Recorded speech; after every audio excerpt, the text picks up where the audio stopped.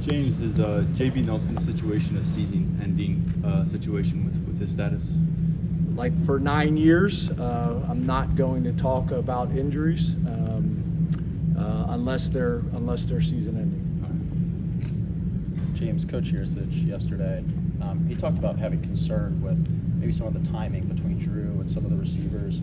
How concerning of an issue is that to you, and how can that be addressed this week? Yeah, just more reps. I mean, obviously, being able to get Trey back full time would help because he's the guy who's played a lot of football for us. We got some new guys that we're still trying to kind of work some of that out with all the different coverages, with the different techniques. But yeah, we just got to continue to grind on it, continue to get more reps.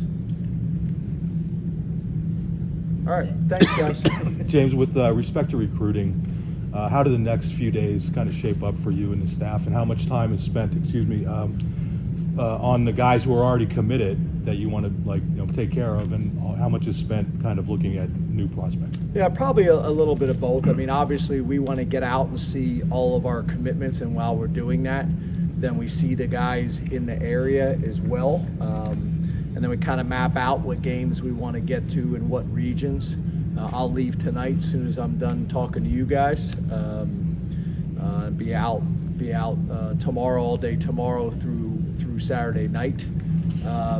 We'll have a coordinators and a GA and a veterans practice tomorrow, and then the young guys or non-travel guys, they'll have some responsibilities Friday morning, and then the guys will have off for the weekend, but the coaches will be out recruiting. James, it's been a few weeks since we checked in on Benga Ioane. He's obviously playing a ton of football. Where is he through these 5 games, and what's your confidence level in what he's put out there? Yeah, he's doing well. He's a guy we had a ton of confidence in, and he continues to grow. He's a smart guy. He's a consistent guy. As you guys know, he's big and strong and powerful, but he's played pretty well, and he's getting better each week. So, think he's going to have a really nice second half of the year, and I think he's got a bright future. James, you mentioned Trey Wallace. How's he handling not being able to be full go right now, and how are you seeing him progress? Good. He was really full go last week and got stepped on and tweaked it again. So it's just kind of one of those things sometimes. But he looked good today, so we anticipate having him back. And like I said, he was really going to be back the week before. James, the way that Drew carries himself and some things he said, it feels like he has a selfless approach to the game. If that's accurate, when you have a quarterback who is selfless, how does that influence the personality of the offense and the individual players? Well, I will say this. I've been super impressed. I'm going to kind of go in a different direction here a little bit, but I've been super impressed by Jalen Hurts with the Eagles and his approach. And whenever I see anything from him, I kind of always forward that to our quarterbacks, some of the stuff that he says.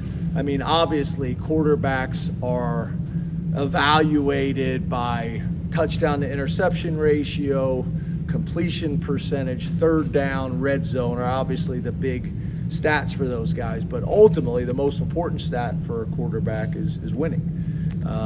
And I think Drew really understands that. He's been really good handing the ball off. We got a great picture up in our facility of after him handing the ball off, and I think Katron's scoring and he's doing the touchdown signal, and the picture's a really cool picture. He just wants the offense to run well, and he wants to grade out well, which is following out his fakes after he hands the ball off, making the throws that he should be, making the adjustments to the protection in the run game, all those types of things. He wants to play well. And, I think he understands him playing well and the offense playing well gives us a chance to be 1-0 that week. Obviously, all players at all positions would like to also put up, statistics and gaudy numbers. He's done that at times. But I still think there's a lot left, kind of low-hanging fruit for us, specifically in the pass game, but also the run game, to be honest with you. So he's handled it really well. Super mature guy. He was the same way during the recruiting process. He didn't really get caught up in nonsense. Once he decided this is where he wanted to come, there was no drama after that. And as you guys know, he ended up, depending on which service you follow, being the #1 ranked quarterback in the country, and got a bunch of late offers from schools that are close to him. And him and his family never wavered. Just, those guys in my time, whether it's quarterbacks or any other positions, they tend to be very successful. Guys that are focused on the right things, those guys usually have a tendency to be successful in college and then afterwards. James, is there anything about the self-scout that you guys have gone through this week that maybe surprised you or that you didn't expect that you guys found? Yeah, there was a bunch of really good information. Not only did we do on our own, just running the numbers, but also across the ball. But obviously, not anything that I would share here that is not available that you guys haven't already talked about and haven't already seen. But nothing that makes really sense for this setting. But more than anything, it's really being coachable, just like the players, right? And being open to input, being open to some constructive criticism, being self-aware. I think it's a really good process for all of us. And as you guys know, we've talked about this in the past with the players and also the staff. Is we work really hard to hopefully improve without having to have a major setback to do it. Sometimes people need a setback and they feel like that was good for them the rest of the season. It's really hard to do that in college football. I'm curious, you talked about scheduling a fair bit this year and years past recently. What goes into scheduling a non-conference out of your bye, and how does that benefit or disadvantage your team? So say this again. Scheduling with A non-conference out of your bye? week. Yeah, we don't do that. As you know, we set our schedule and then the conference comes out, so you don't know when your bye week's going to be. So that's really out of our control. How can it benefit or disadvantage your team? Well, considering we can't control it, I don't know how it does. I'm talking about the fact that you're playing a non-conference game out of your bye this week, this year. It's good. At the end of the day, we got to find a way to beat them, whether it's conference or non-conference. I think it goes back to kind of what we were talking about before. In college football, depending on where your program is at and what your goals and objectives are, you technically you have to win them all now. So, again, those things are outside of our control. Whether we were playing a conference team this week or a non-conference team, we'd have to find a way to get a win, and then start over the next week. You mentioned coachability in response to Audrey's question. You were talking about the coaches' coachability in that specific week? Yeah, so I think what I said was just like the players, the coaches have to be coachable and open and self-aware and being able to take constructive criticism. That's really what self-scouting is. It's cutting yourself open and looking inside and finding out what the issues are and what makes you tick. When you talk about having a team that is able to improve without having that big setback, what kind of traits? I'm jealous of your mustache. It's been a lot of work. It's impressive. Thank you. Yeah. When you talk about a team that is But you start over because I have no idea what you're saying before. when you're talking about a team that is able to improve without having that big setback, what are some of the traits that are in a team like that, and have you seen some of that within this group that you have right now? Yeah, I think it's maturity, right?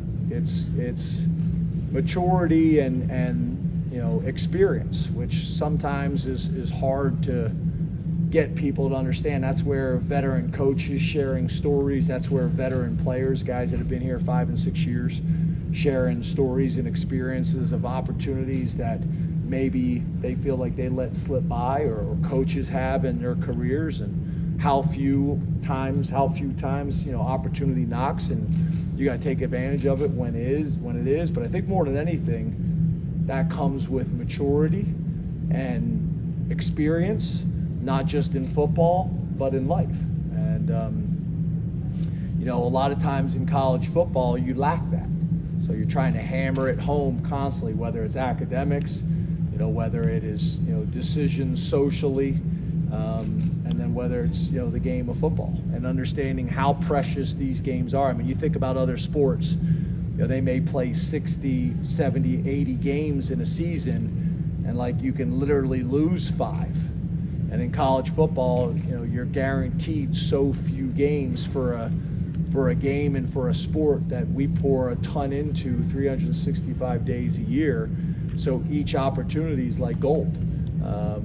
Each game, each quarter, each play is like gold. And you talk about it being a game of inches. It literally is.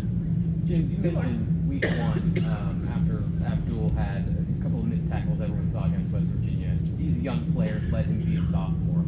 Have you seen him develop, and where have you seen him develop since that time? Yeah, again, I think he had a ton of success as a true freshman. And this year we're asking more of him. He's obviously taken on more responsibility and more reps and more play time. And I think sometimes, whether it's Abdul or others, you're so excited to play after the whole offseason. I think sometimes you're trying to make plays happen, and the reality is, if you just do your job, the plays tend to come to you within the defense. And I've seen that over the last couple of weeks. I think early on as a defense as a whole, and specifically Abdul and others, I think we were trying to make plays rather than just doing our jobs. James, when you got to know Tyler Warren 5 years ago as a quarterback at the high school level, was this kind of what you forecast as a staff, that he could be this kind of a presence not only in the passing game but as a run blocker, and what has he become here in year 4 for you? Yeah, I mean, obviously that's what you hope, right? The guys that we envision as tight ends here, we want them to be able to do both. And as you guys know, we've talked about that a lot, taking a lot of pride in developing complete tight ends.